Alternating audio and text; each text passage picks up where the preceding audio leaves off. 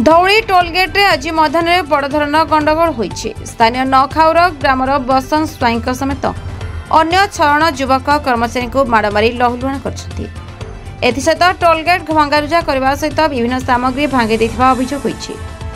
आहत युवक हेले किशोर राउतराय, कृष्णचंद्र साहू, सर्वेश्वर राउतराय और विजय कुमार साहू। स्थानीय लोक मैंने सेमानकु चिकित्सा नहीं बाळकाटी गोष्ठी स्वास्थ्य केन्द्र को नहीं एने थाना रे मामला रुजु होइछि।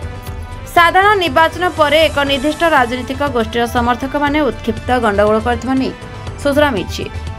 सूचना अनुसार रज 3 दिन सकाळ 6 अपराह्न 2टा पर्यंत टोलगेट्रो फी आदाय कराजिबा नै निर्देश होइछि। बाकी संध्या पर्यंत फी आदाय को बंद कर जाइछि। आज मध्याह्न समय अभियुक्त युवक माने पहुंची अतर्कित आक्रमण करथिले। कर्मचारी माने विरोध करिबारु तांको माड़ मारथिले।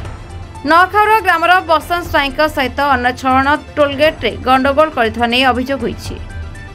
पुलिस सेमानकु गिरफ करबा पई तांकर ग्राम रे चढ़ाऊ जारी रखिछि।